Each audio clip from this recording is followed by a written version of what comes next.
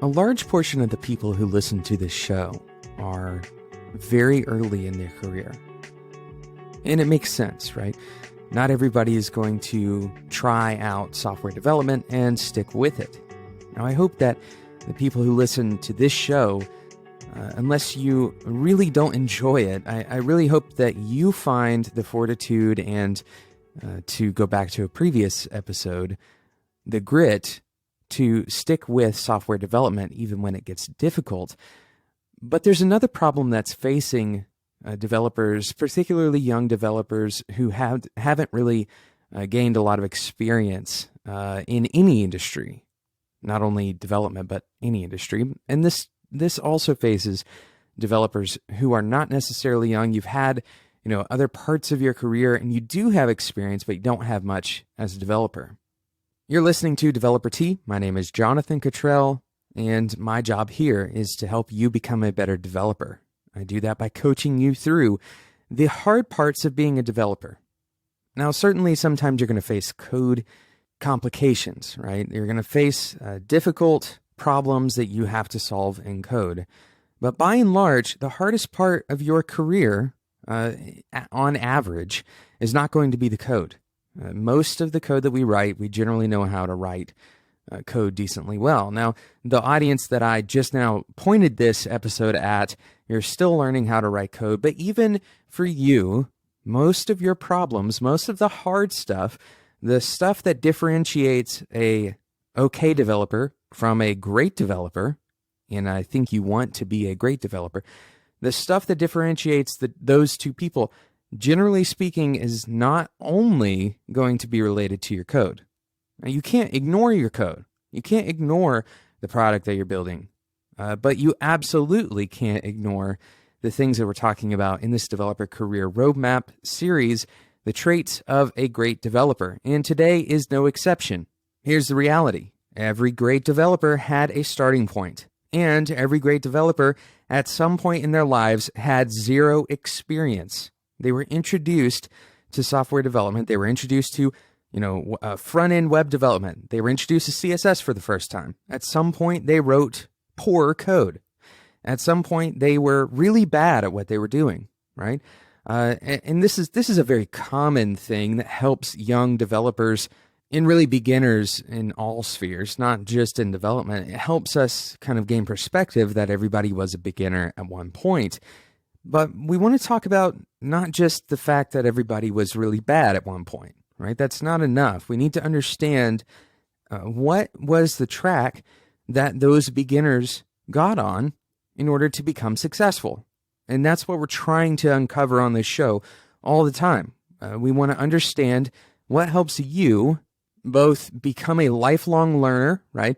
Become a better developer every single day, but also what helps you excel beyond someone else who has the same technical skills as you, right? Technical skill is not all there is to the story. And that's really the moral of that whole intro, is that, you as a software developer, whether you're a beginner or if you're very experienced, your technical skill is only part of the story. So if you are very young in your career, what is a trait that can help you overcome the boundary of a lack of experience? And perhaps we should talk for a moment about why experience is a good thing. Certainly, experience provides you with perspective, right? It gives you some information to draw on from the past to inform your current decision-making. But unfortunately, experience is not something that you can just kind of snap your fingers and decide to have. It's not a trait that you can develop. It is only something that comes as a result of time and effort. And unfortunately, no matter what you do, we all are essentially bound by the same kind of time constraints, right? We can try to make more time in our day, and that's one of the reasons why there's so many good podcast episodes out there about becoming more productive and making the most of your time. And I encourage you to take the time to invest in, setting yourself up for success in that way, right? Eliminating waste and providing yourself with the time that you need to be able to work on your career. But ultimately, there is a ceiling there, right? The ceiling is that everyone has a rate limit that they can't lift of experience. Of course, experience is something that you will gain over time, and it's important that you set yourself up for valuable experiences, right? So if you are getting an internship, I recommend that you get an internship that challenges you, for example. But what can you do when you are inexperienced? And let's talk for a moment about what an inexperienced person lacks. They lack that context that an experienced person has. They may lack the perspective. They may not have the information that they need from historical experiences that they've gone through to be able to make the best decision. So how can you be successful when you don't have experience? That's what we're going to talk about right after we talk about today's sponsor, Fuse. For the most part, if you've been developing native mobile applications for very long at all, then you know that the tool set is largely remaining static. It's been the same for quite a while on both of the major platforms and also the third major platform. You probably know which three I'm talking about. And that's what Fuse is looking to change. Fuse has unique features that include a cross-platform, component-based UI engine and real-time workflow where every change you make to the code is instantly reflected on your devices and in the desktop simulator that comes with Fuse. It runs on Mac OS, but it also runs on Windows, and it lets you make real native apps for iOS and for Android. The Fuse installer includes everything you need to get started, and there's no complicated setup process. Now, if you've actually worked in game development, if you used a program called Unity, I actually used this when I was in school, then that's kind of for the game sphere. This is essentially like Unity for app development. Now, Fuse is officially at 1.0 status, and they're no longer in beta, which is a big deal. This means that you can start using this stuff to build production products. They have Fuse Studio, which is the new premium editor and workspace for working with Fuse projects, and this is included in the professional plan. And of course, that introduces their paid professional plan. This is the Fuse-built UI kit that comes with this, camera components, premium charting, lots of stuff that comes with this paid plan, but most people don't even need the paid plan. So I encourage you to go and check out what Fuse provides for free to you, totally free, by going to fusetools.com/plans. Now, if you do decide that you want to try out that professional plan, then it's going to be 70% off for you as a Developer T listener if you use the promo code DT. I want you to catch that. 70% off for 12 months worth of Fuse Premium. And you can go and check out what Fuse has to offer by going to fusetools.com/plan. Remember, 70% off for 12 months if you use the code DT.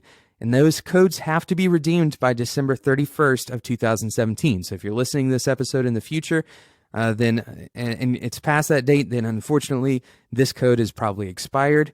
But most of you are going to be listening to this before that date. So I encourage you to go and check it out. Once again, fusetools.com/plans. Thanks again to Fuse for sponsoring today's episode of Developer T. So how can a developer with little to no experience, someone who is learning to code and they're ready to get started, ready to look for a job, they're ready to look for an internship. We talk about the value of internships in the developer career roadmap, and you've identified some places that you want to work for. Maybe you've identified, places that are going to challenge you and give you kind of a path for growth, but you have zero experience. And ultimately what that means is that you can't really have confidence. And this is the key word that I want you to kind of wrap your mind around for a second. Confidence is the result of experience. Once you start gaining experience, that is how you gain confidence, because confidence is informed by those experiences. You have confidence because you believe in your own abilities to be able to solve problems. And the only way you can believe in your own abilities to solve problems is if you actually have experience solving problems. Now, I want to be very clear here. I want to draw a line, a distinct line. There's a very, very big difference between believing that you are capable in the future, believing that you are capable of accomplishing something, and having confidence that you can accomplish something. Believing that you're capable of accomplishing something can not be informed by any experience at all, right? You could be wrong or you could be right. and you believe in your own abilities and you believe in, the raw materials and that first experience, you believe you have what it takes for that first experience to be successful. That's not the kind of confidence or belief that we're talking about in this episode. In order for you to have confidence in the way that we're talking about it here, you need that experience. So how do you operate with that experience? We've been asking this over and over. And the reality is you must operate through bravery. Bravery is kind of a difficult word to say on a development podcast because so much of what we do is centered around being able to validate what we're doing. And unfortunately, bravery is not one of those things that's easily validated. Bravery is the gumption and the energy combined to actually go and do something that you've never done before. Not in a foolish way, but in a way that is accepting of potential failure. Let me say that again. Bravery is the gumption and the energy to go and do something that you've never done before, allowing for failure for the sake of experience and learning.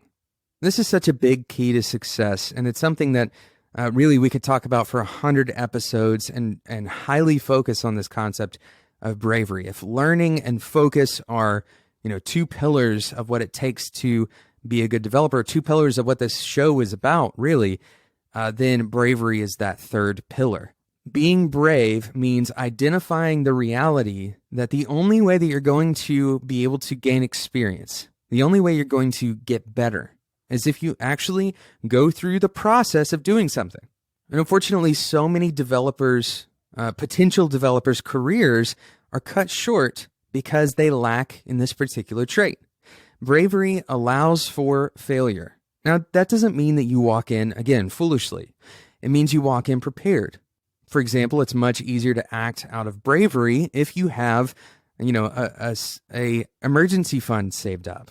So if you decide to leave your job one day and you think that looks like bravery, and in fact, all it means is you can't pay your bills next month, then that's problematic. You're allowing for failure, but in a catastrophic way. Instead, preparing for small failures and setting yourself up for a continued and iterative process, an iterative practice of bravery, that's key. That is the trait that we're talking about. Giving yourself the space to do something that you've never done before with the hope and the expectation that you will get better at doing that thing. You're going to gain experience and eventually you're going to generate confidence from those experiences. But first, on day one, you have to act out of bravery. Thank you so much for listening to today's episode of Developer Tea. This is the last in this series of Developer Career Roadmap, Traits of a Great Developer. We've done quite a few of these episodes. We're going to do a recap episode in the next episode to kind of go back and talk about how these various traits kind of interact with each other. And hopefully you're gaining value out of these traits. And I'd hope that you will pass this stuff around to people that you think could benefit from it. These Developer Career Roadmap episodes are not intended to be something that you listen to once and you never return to. This is kind of the, key volumes, if you will, of Developer Tea that we can point back to and come back and say, yes, this is still a trait that is required for a great developer.